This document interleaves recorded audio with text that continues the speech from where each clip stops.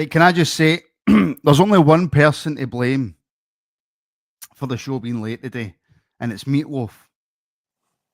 Because I was doing the dishes and I had Meatloaf, I had Bat Out of Hell on, and you can't not let the song finish. You just can't not let Bat Out of Hell not finish. So it's Meatloaf's fault, folks. So any complaints, meatloaf@gmail.com to complain to Meatloaf. I know he's sadly passed away, but you can still complain to his management company. So there we go. So hello, welcome along to the Afternoon Rabble here on the Rangers Rabble Podcast. Your weekday show, 12:30 every Monday to Friday. We discuss all the latest Rangers news, all the kind of topics of conversation, rumours, etc., and take your comments at the same time. If you want to get your company sponsored by the Rabble, then simply email rangersrabble@gmail.com for all the information.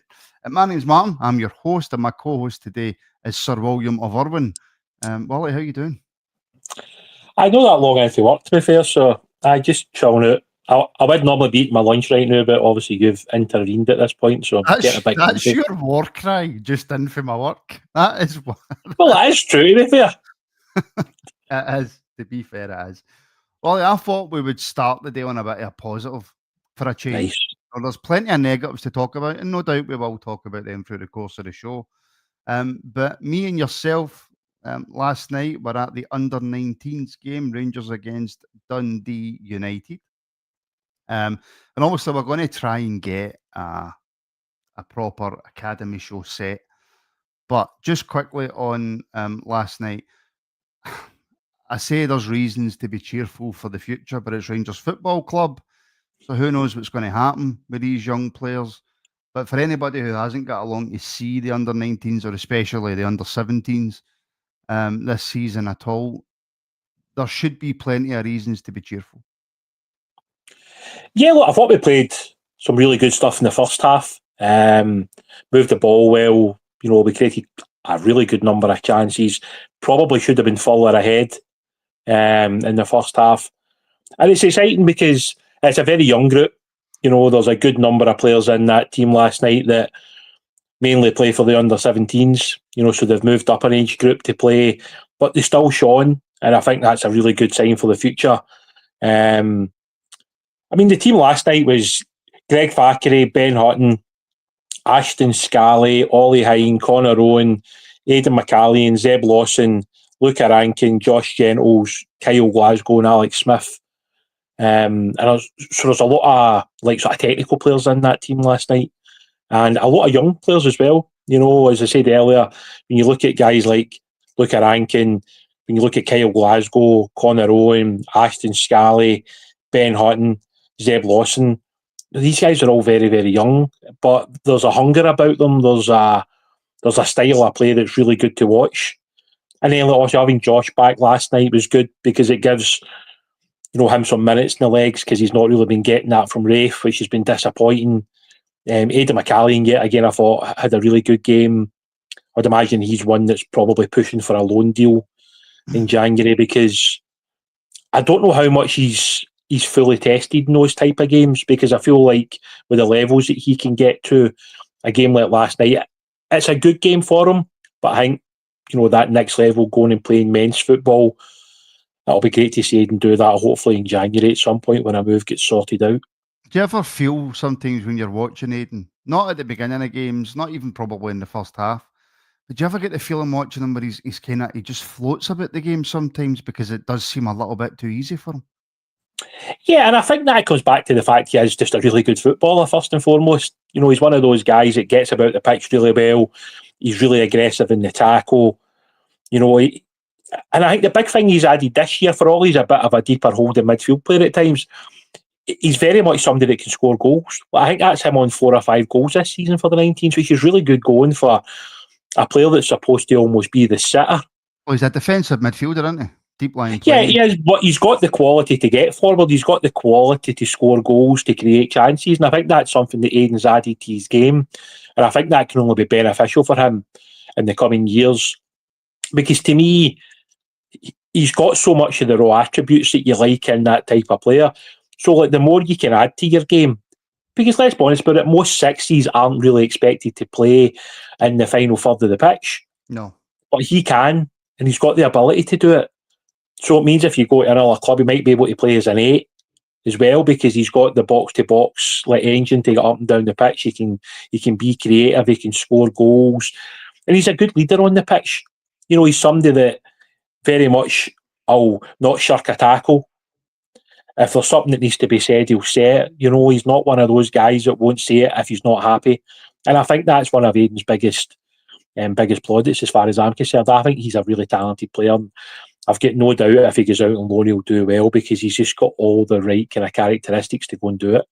Well, even though there's no real chance of him getting first team minutes, you don't get taken away in European trips if there's not something about you, even if it is simply to sit on the bench. And he's been taken to every European game, I think. Yeah, look, he's one of those kids that he's probably right up at the top of the list of players that they're looking at. But it's also that one where, how do you bridge the gap from under-19 football to men's football for Rangers? It is a big gap. But I think from Aiden's point of view, that's why a loan in January would be hugely beneficial for him. Mm. And it also is a good trigger for the rest of the guys underneath him. You know, obviously, like sort of last night, a lot of people are talking about how good like Kyle Glasgow is, how good Luca Rankin is. Two very young players who've got huge potential, same with Ashton Scally. But when they look at Aiden, you know, like a 17-year-old, if Aiden's out playing men's football, that can only be good for him. You know, because he's taken that step early enough that he could end up playing 30, 50, 70 games by the time he's 18 or 19. Yeah, and but to me, that can only... Well, the frustration is, right, and I think I either said this to you last night or to Ian, I can't remember who I said it to. And I am not comparing them, right, because people automatically think you're just comparing them, and I'm not. Comparable maybe to other league, I don't know. But you're talking about, you know, Aiden who's 17, Kyle Glasgow's 15. Kyle Glasgow to me is a young player who has his whole future ahead of him. He can go, if he continues his development the way he's going, can go on to whatever level of football he wants to, right? Yeah. But I don't know, Barcelona, Ajax, Borussia Dortmund, Bayern Munich, you name it, right? You name any of these big clubs in Europe, they get a good 16, 17-year-old Willie. See, by the time they're 20, they've got 200 appearances for the first team. Or maybe I'm over-exaggerating slightly. But they get brought in and played, and they get minutes. And these clubs have to win. These clubs are consistently getting to the later stages of European tournaments and are winning leagues. We have a 16, 17-year-old who's showing real potential, and our first thought is, hey, let's get them out to Rafe Rovers. Yeah.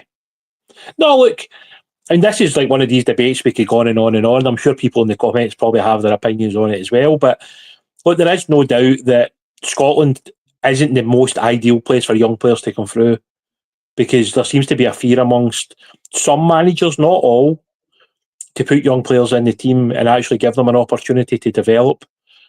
We seem to have this kind of ideology that let's send them out to League Two, let's send them out to League One, let's, you know, let them get the crap kicked out of them a wee bit to toughen up and all that stuff. And I don't necessarily think that's always needed. I think sometimes you can move up to the first team without having to go out on loan, but it's trying to get that level of a player that can step up and play. I mean, Kyle Glasgow to me already has so much ability. I mean, it's actually scary watching somebody like him, because so much of it is just natural. Like, you can't teach what he does. Like, you can't put him on a training pitch and say, do this, do that, because that's not what his game is. His game is kind of off-the-cuff stuff, and he does things that you probably shouldn't really be able to do. But Kyle's got that extreme quality that he can hurt the opposition. Luca obviously comes from a footballing background. You know, his dad was a professional footballer. He's a manager in the Scottish League. So he obviously has that kind of benefit of having a dad that's involved in football in that way. So he's obviously had, you know, the help along the way. Then you look at like Ashton Scally, he's, you know, a very similar kind of type of player to Oliver Goodbrand. He's a left back, he's very aggressive, he's got a great engine, gets up and down the pitch. And these kind of players are very highly sought after. That's why obviously Oliver ended up at Newcastle. Wally, we've loaned in an 18-year-old Yeah. to be the first team, and he's the only left back we've got. I'm not buying this Cornelius crap, right? He's the only left back we've got. See, if we had an 18-year-old in the under-19s, the first thought wouldn't be, can he come up and play in the first team, even if he's good enough? The first thought, and I'll repeat myself, is, No. well, what team can we get him loaned out to? Because it's not even a thought to bring a young player through to the first team. It's not even a thought. No, and I can't argue that.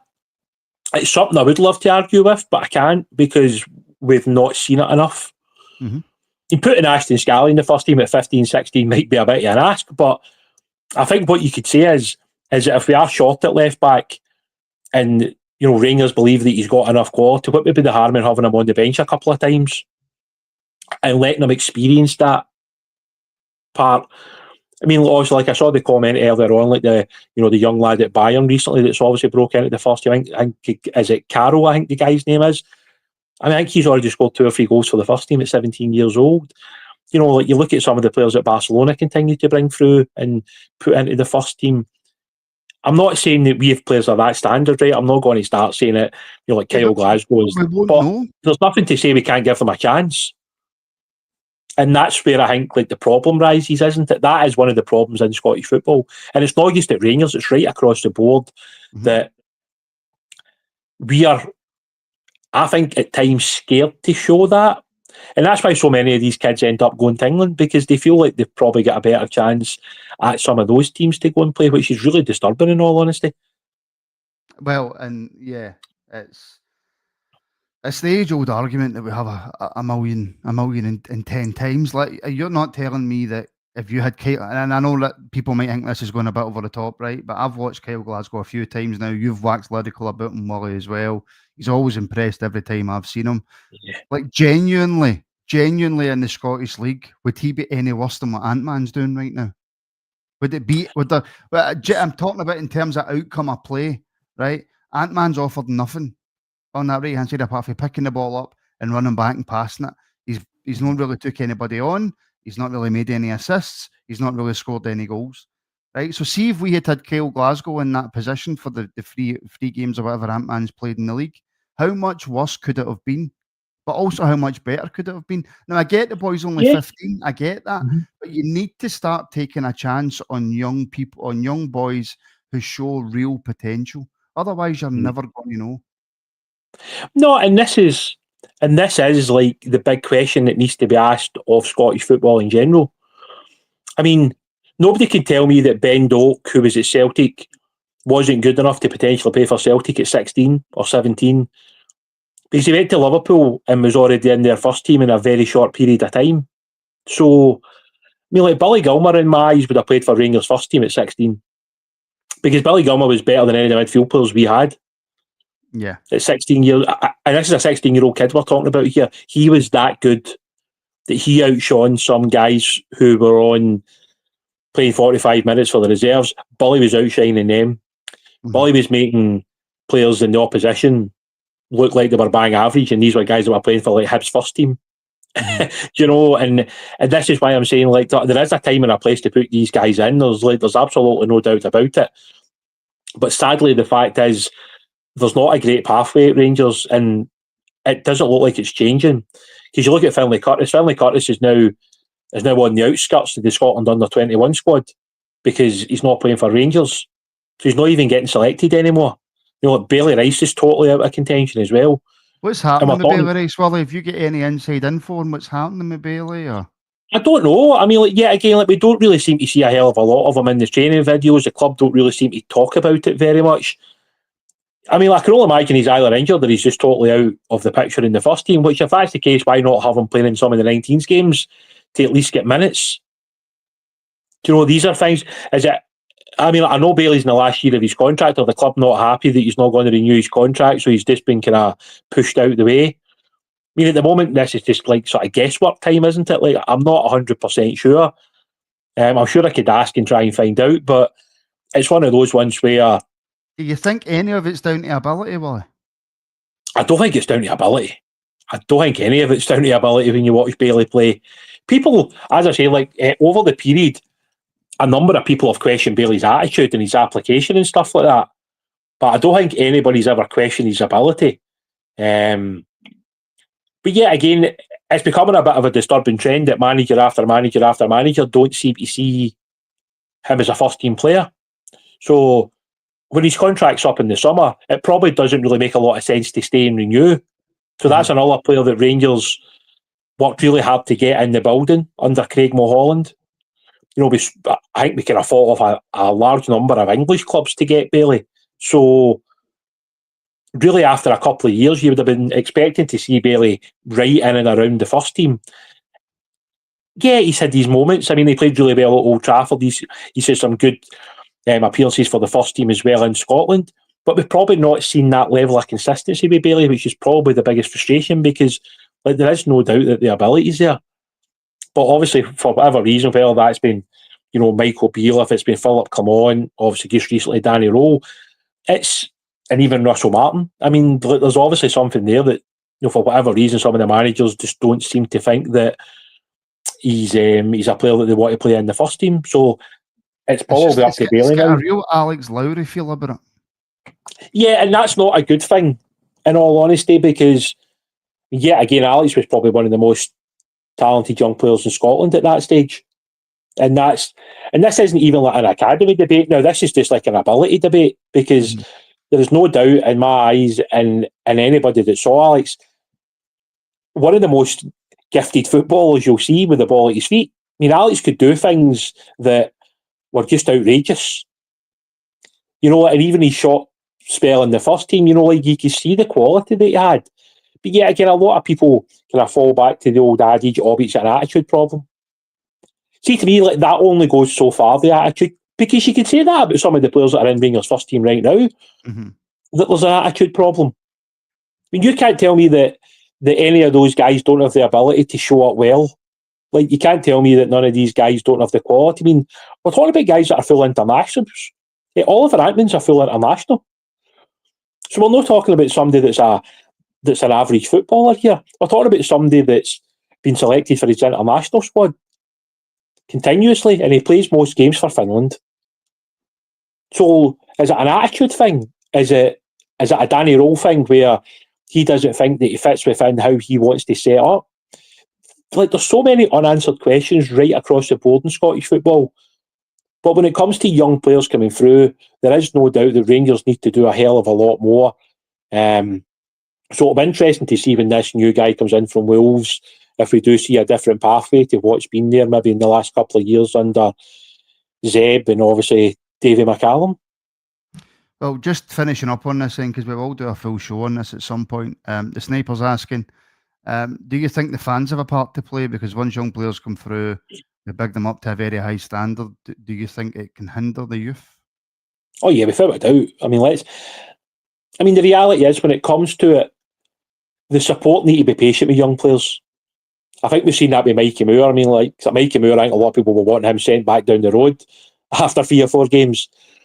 The reality is, I thought Mikey was excellent against Hibs, and I thought he did really well when he came off the bench against Celtic.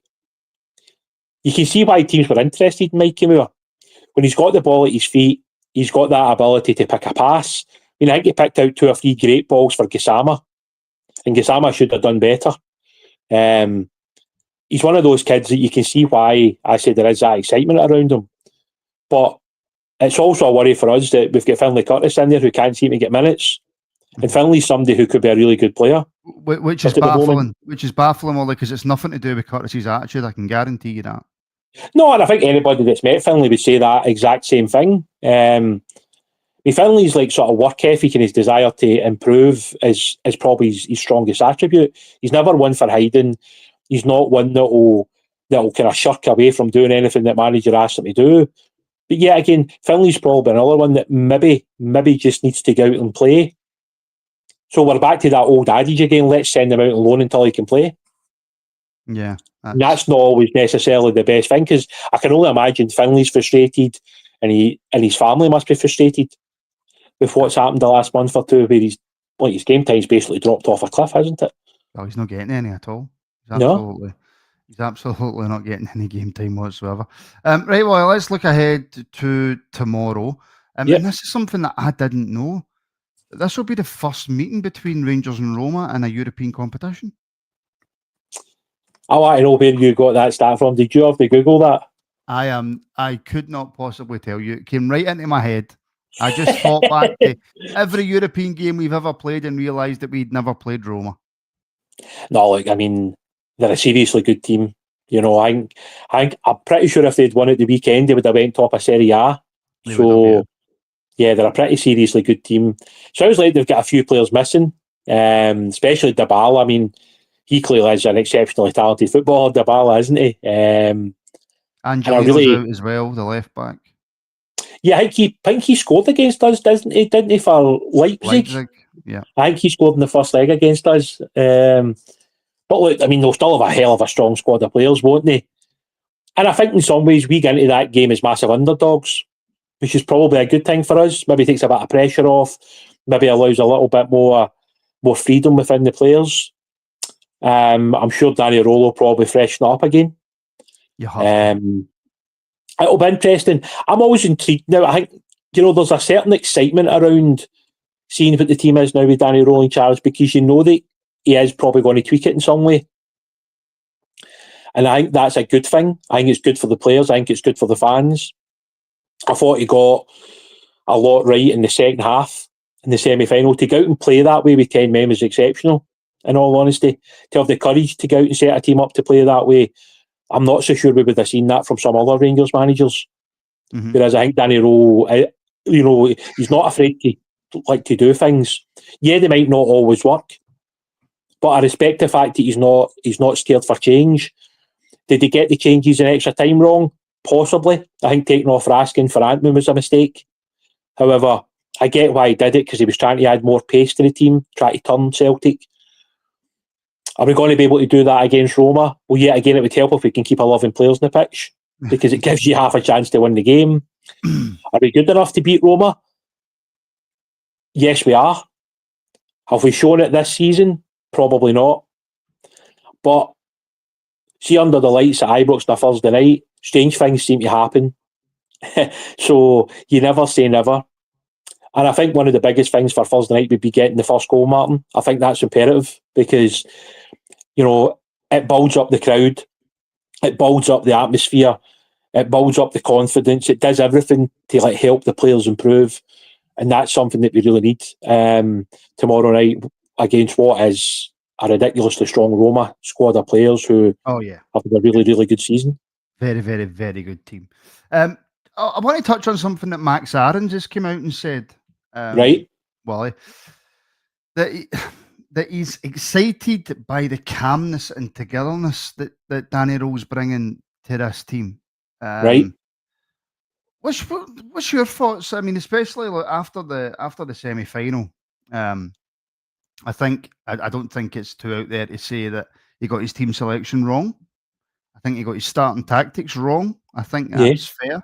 But the way he changed it in that second half, especially down to 10 men in the way that Rangers played, and for players like Aarons, who under Russell Martin looked as if they had won a competition to play football and looked absolutely petrified in the pitch.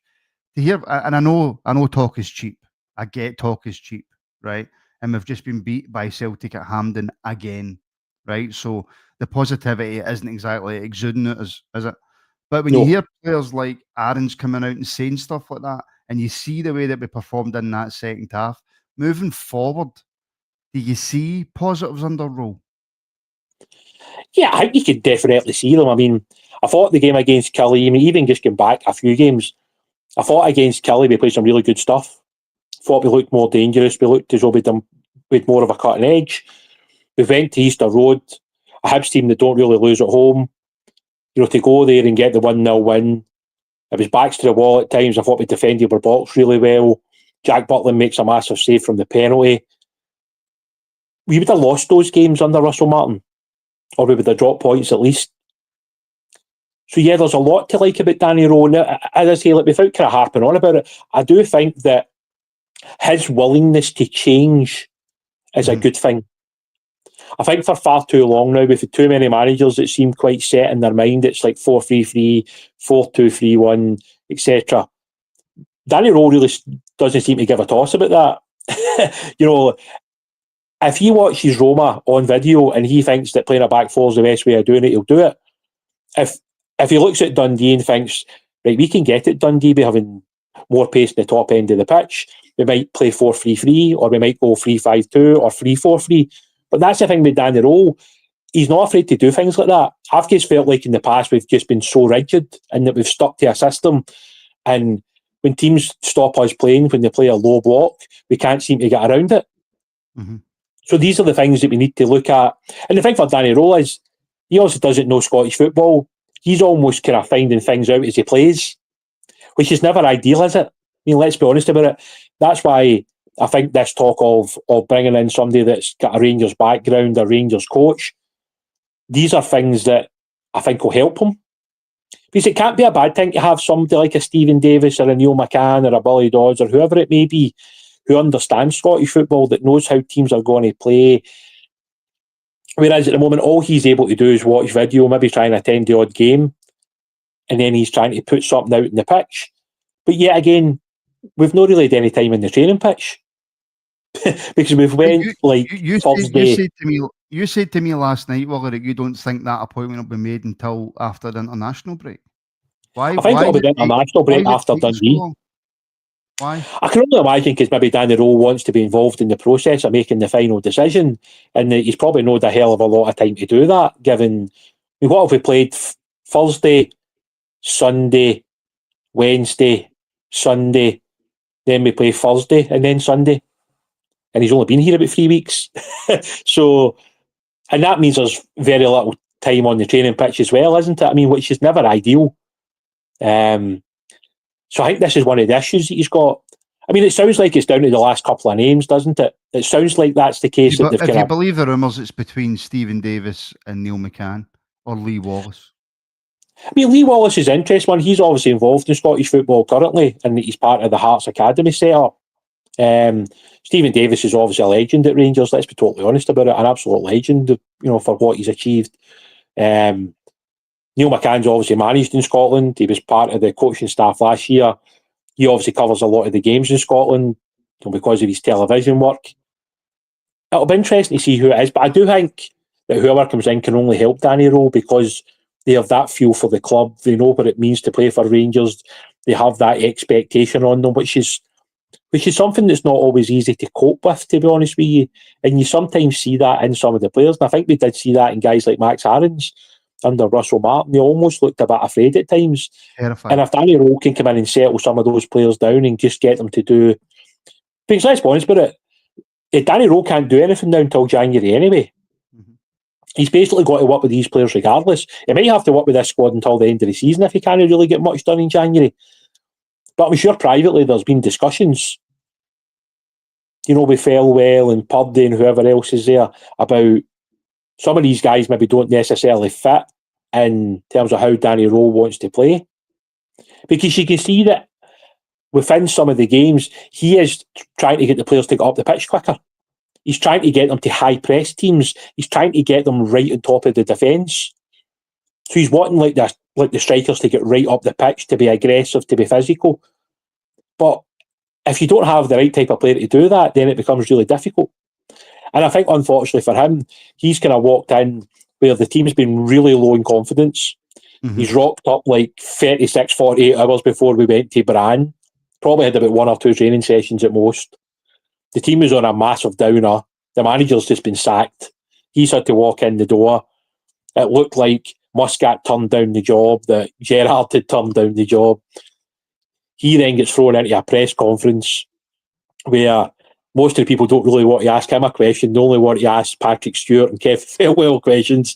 And he's probably sitting thinking, what the fuck have I got into here? But fair play to him. He's actually, I think we've definitely seen more from Danny Rowe than in this past, whatever that's been, 15, 16, 17 days of what we've seen for Russell Martin in his 130-day tenure or whatever it was. Yeah. Just on a side note as well, Gordon Smith, obviously former Rangers player, former Rangers. Was he director of football at us? Or was he CEO? I think he did for a short period of time, yeah. Well, he's come out and said that he's shocked that Rangers have paid $8 million for Chumity. And he's also said that if he was still in post, He would not have signed him on a free transfer. Yeah, I saw that. I saw that on my break this morning at work, and I was sitting thinking, yeah, that's not really going to build the big man's confidence up any, is it? Does he have a But look, point? it's not his. But let's put it, Martin, it's no Chermitty's fault. No, but it is Chermitty's fault that he missed 2 glorious chances in a Oh no, that final. is. But yeah, at the end of the day, he's getting slaughtered because Kevin Felwell decided to pay a massive transfer fee for him. Mm-hmm. The reality is that fee should never ever have been paid for the guy. See if he came in a loan deal with the option to buy, that's fine, because if he walks in the door and he hits the ground running and he's a really good player, then you see the positive side of trying to sign him. Right now, you're sitting with a guy who, look, it's not like he's not trying. You can see he is. You can see that he's got some qualities, but that chance in the first half in the semi-final is 100% chance that he needs to score. Mm-hmm. So this is why every time he misses a good chance or every time he makes a mistake, there's got to be a queue of people waiting to absolutely smash him because of the fee. But the fee's not his fault. The fee's Kevin Felwell's fault, and the fact that he felt the need to pay for that. What the young kid basically needs to do is just get back to basics. He needs to also link the play better like he did when he came on at Ibrox against Kelly. He needs to work hard for the team. He needs to try and probably score 1 in every 2 or 3 chances. Because at Rangers, like, the expectation is that you're going to score 20, 25 goals a season when you're the lead striker. And when you pay that kind of money for somebody, the expectation is going to be really high on him, which probably isn't fair given when you look at his career stats. But like, Danny Rowe has to find a way to get the best out of Danilo, Miovski and Chermity. And I always believe that with Danilo you need somebody next to him. So the obvious one is Chermity. Well, we had a striker who was scoring 25 goals a season. No, we did. And that's the scary thing. When we allowed a winger to walk away that had scored 20 goals in Germany, and then you allowed Egerman to leave. So I think we lost like 60 or 70 goals straight out the door. And by the way, from what I'm seeing, Egerman's turning it up over in France. Yeah, he seems to be doing well. But I mean, that shouldn't really come as a surprise to anybody. Nah.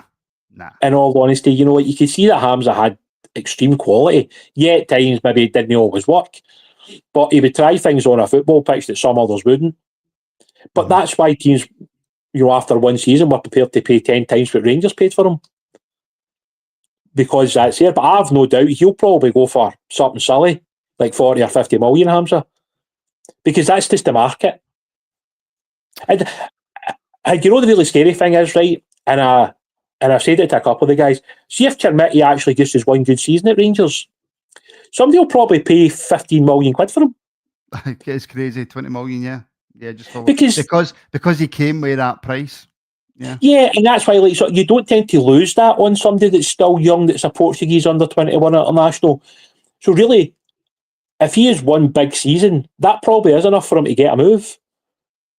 That is the reality, and I think that's like potentially what Farewell's fault when he signed him for Everton and when he signed him for Rangers. But the problem is, he's never really scored a lot of goals. It's okay doing the other side of the job, but he's just kind of working hard, doing the link-up play, getting yourself in about it, making sure you're a good foil for your other striker. But at the end of the day, when you have signed for a football club like Rangers, which is like the second or third highest fee we've ever paid for a player, the expectation on the kid's absolutely ridiculous, and it's not going to disappear. No, and I think that's the issue. It's not going to disappear anytime soon. Now, just before we go, Willie, there's one more thing I want to talk about, but just before I do that, I want to say a big, massive thank you to Aidan SVR, who has become a member on YouTube. Thank you very much, Aidan. I hope that you enjoy all the extra content, my friend. Thank you for the support. And also, if you want to advertise your business, your company to just on YouTube alone, over 500,000 people a month, then you can do so now by contacting rangersrabble@gmail.com, and we'll have a wee discussion and we'll get it all sorted. If you could also do me a favour as well and like, share and subscribe, 100% completely and totally free to like, share and subscribe. We are only live now on YouTube. we're not live on Twitter or Facebook or any other platform. We are 100% YouTube live there only. And if you want to help the show a little bit more, you can do what Aidan done and become a member. The links are in the description now. Loads and loads of extra content. The morning phone in this morning that starts at 10 went for an hour and a half. I mean, mostly multiple man's fault, right? Mostly multiple man's fault, but it went for an hour and a half. So you get loads and hundreds and millions of extra content for that as well, if you want to help support independent Rangers media. There we go. Well, it would appear that Mr. Andrew Kavanagh is in town for the Roma game. He's been spotted in the pissing rain watching this Rangers team train. Is Stilwell nervous about that, do you think? Because, I mean, Danny Rule now has, and Russell Martin got time, Danny Rule gets double that time now, right, because of the start that he's made. If these players continue to underperform as much as they have, and we continue to take these batterings in Europe, which we very well could against a very good Roma team, and Mr. Kavanagh is at that game tomorrow, is Stilwell, is his trousers getting a little bit warmer? I would imagine ever since Russell Martin was sacked, he's probably felt like that, as is Patrick Stewart. I mean, I'm sure publicly, like he's done, Andrew Kavanagh will say the right things, but I would imagine privately there's been some pretty tough discussions. Because let's be honest about it, right? It's not Kevin Felwell's money that he's spending. No. This is like the ownership's money. And I'm sure privately Andrew Kavanagh's went, look, we spent about £35 million here in that summer transfer window. Okay, we've recouped whatever, 15, 20 million pounds on sales, maybe just a little bit more, which was actually good going in all honesty. But see, at the end of the day, net spend of 20 million, Molly. Yeah, because clearly all the loan signings have cost us probably a 7-figure fee to bring them in, as most of them do. But there's no doubt Felwell must know he's under massive pressure, and like the heat for the fans isn't dissipating either. I mean, let's be totally honest about it. They're really frustrated with some of the summer transfers. And I think they've got every right to be, and I think it's happening right across the board now in football. You look at these kind of director of footballs, technical directors, all of these type of guys, they're now overseeing recruitment on a huge scale. But for every one that's doing a good job, there's probably 3 or 4 that aren't. And all they're doing is burning through somebody else's money. So I would imagine, like privately with Kavanagh and Parag, they're probably saying, look, Kevin, we gave you a hell of a lot of money in the summer there. We're expecting this Rangers team to be top of the league, or at least pushing for the top of the league. And let's be honest about it, we've not played very good football in many of the games this season either. We've had to sack the guy that obviously you wanted to appoint. We've had to sack him within 4 months. We've had to go through another managerial fix to try and bring in Danny Role. They've always had to pay off several £million to Russell Martin and his staff. We've not competed very well in Europe, it has to be said. So if you had a wee board up and you're looking at the pros and cons, there's no many pros, but there's a hell of a lot of cons when it comes to recruitment. And this is why he must be under absolutely massive pressure. And as you say, the fans are only going to turn on Danny Rule, but they'll continue to turn on Kevin Felwell if the performances don't improve and the players don't start showing why Felwell was pushing so hard to recruit some of them. Because you would have to say that very few of them so far have hit that level of expectation, given the wages that will be paid, given the loan fees that have been paid, and given some of the transfer fees that have been paid. And some of that's not down to the players, by the way. I mean, see if a player gets the opportunity to double his wage and come to Rangers, and his club's willing to sell him for 3 or 4 million, you can't be critical of the player. No. So, at the end of the day, like this comes down to the recruitment side of things, where sadly it looks like some of the recruitment over the summer just wasn't good enough. So, when it comes to it, who's the guy that's at the top of there? It's Kevin Felwell. So, if somebody's going to lose their job, it's almost certainly going to be him. And the interesting thing would be, if he went, I would imagine several others will follow suit behind him, because clearly some of these people are here because he's brought them into the building. So maybe that's like the potential fear with Kavanagh, that if he needs to get rid of Felwell, that might mean that Purdy goes and some of these scouts go and some of the recruitment stuff goes. Well, Kavanagh's allowed him to bring his boy in. So yeah, and that surprised me, in all honesty. I think I said that a couple of weeks ago. That surprised me, especially given at that time there was a real outcry to get rid of him and Patrick Stewart along with Russell Martin. So I was very surprised at that happening.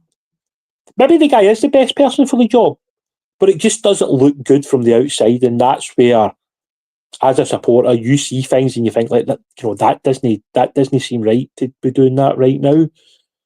But there's no doubt. Look, the pressure's on Felwell, and with Andrew Kavanagh, I feel confident enough giving this guy more money in the January window, given what we've recruited so far over the summer. I would be honest to say I don't think he would be.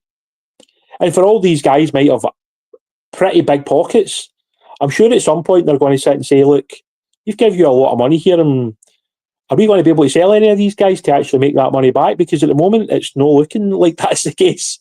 So I think it's time that you sort of bucked up your ideas and give the manager the best possible chance of winning football games, which is now Danny Rule rather than Russell Martin. Yeah, something needs to be done. Can I just say, by the way, a big massive congratulations to our channel members, Jacob and the Starry-Eyed Shadows and Red Rock 1907, who both won on today's Morning Rabble the new fourth kit. Well, the awesome. top. Most people who are members are above the age of like 12, so they don't want full kits, they just want the tops. So congratulations to them. And we have the final top to give away, which will be done on tomorrow morning's Morning Rabble, which is every single channel member on YouTube and Patreon will be put into that draw, and one lucky winner will win the Rangers fourth top. So that'll be done on tomorrow's Morning Rabble. So there we go. William, mate, as always, a pleasure.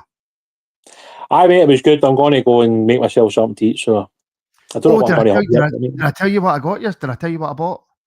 No, I don't think so. Yeah, I'll show you this. No. Oh, my God. This was on the morning. Everybody in the Morning Rabble already knows what I'm going to say, right? £3.99. Right, okay. £3.99. That's it. So comfortable, not too thick. Don't make your feet absolutely roasting, but keep them from being cold, right? We slip-on slippers. Nice. £3.99. Bargain, mate. Honestly, that is a bargain. Right? And my missus says they don't last that long, but I mean, if they last you a few months, you can go and get another pair. And I'm thinking, well, that's it. It's only $3.99, isn't it? I mean, who's worried about that? And they that just is a bargain. B&M, right? B&M don't sponsor the Rabble, but if B&M want to sponsor the Rabble, then Jesus, come in, you can sponsor me, no problem. One of the best things, and I'm such a simple person, right? One of the best things I've ever bought in my life. Honest to God. Mate, see, as long as you're happy, that's all that really matters. I say that to anybody, right? Even it's get wee grips at the bottom, so you're not slipping about if you've got flooring. Nice. Mate, I like the fact that you're happy with a wee pair of slippers at $3.99. Oh, mate, I'm buzzing. I'm absolutely buzzing. Honestly. See, I kick about the house with sliders on most of the time because Pauline bought me a pair, and I wear them most of the time about the house, and they actually are quite comfortable, to be fair. But the problem with sliders is sliders don't keep your feet warm. These keep your feet warm. No, I do agree with that, to be fair. £3.99 for slippers like that. And mate, I'll be expecting, it's like wearing socks that you don't slip in. I feel like you need to buy all the podcasters a pair of slippers now. I feel like you've went too far with it and you need to buy everybody a pair. You just want a pair of them. That's the problem. I do want a pair of them, so that'll be my Christmas present for you this year, right? A pair of their slippers. Mate, I'll get you a pair of their slippers, right? Nice. Honestly, you will never look back. They are amazing. Anyway, folks, if you've got a B&M, way to end the show. If you've got a B&M anywhere near you, honestly, you will not be disappointed. Go and get yourself a pair of these slippers. They're not heavy. You don't really need to wash them. It's like wearing socks where you don't slip. I really should have my own Rabble slippers like that rather than trying to sell B&Ms. You know what I mean? Yeah. And Sean is saying, get yourself an hoodie and thank me later. Well, you can get your very own Rabble hoodie. You can get your very own Rabble hoodie Links in the description if you want to go and check out the Rabble merch as well, by the way. Imagine advertising B&M before your own stuff, but that's how much I love these slippers. Right? I mean, you did have your hat and your hoodie on last night, didn't you? Your Rangers Rabble hat and hoodie. I mean, you look quite sharp, to be fair. I looked good last night. And you were obviously trying to get money out of Big Ian as well, which I did like the fact you tried to get money. Somewhat professional last night, was. It was good fun last night, wasn't it? It was good banter. Right, folks, we will leave it there. Thank you very much for tuning in. Before you leave us, make sure to like, share, and subscribe. And if you want to help out the show a little bit more, and help me buy as many pair of slippers as I possibly can, then become a member. Links are in the description. All the live video stuff's on YouTube, and then it is re-uploaded onto Patreon for members over there as well. So, Wally, thank you very, very much. Thank you to B&M for the phenomenal slippers. Thank you to everybody who's tuned in. Actually, normally tonight it would be me and David Edgar doing our fortnightly show, but he's having some family issues right now, so that show will not be on. I don't know if there's going to be a show on tonight. There may be. If you keep an eye on the community page, keep an eye on the socials, you will know if we're going to have a show or not. But usually a Wednesday night is myself and David. But obviously everybody at the Rabble sends their wishes to David at this time, and hopefully everything starts to get a bit better for him. But thank you, everybody, and we shall speak very, very soon.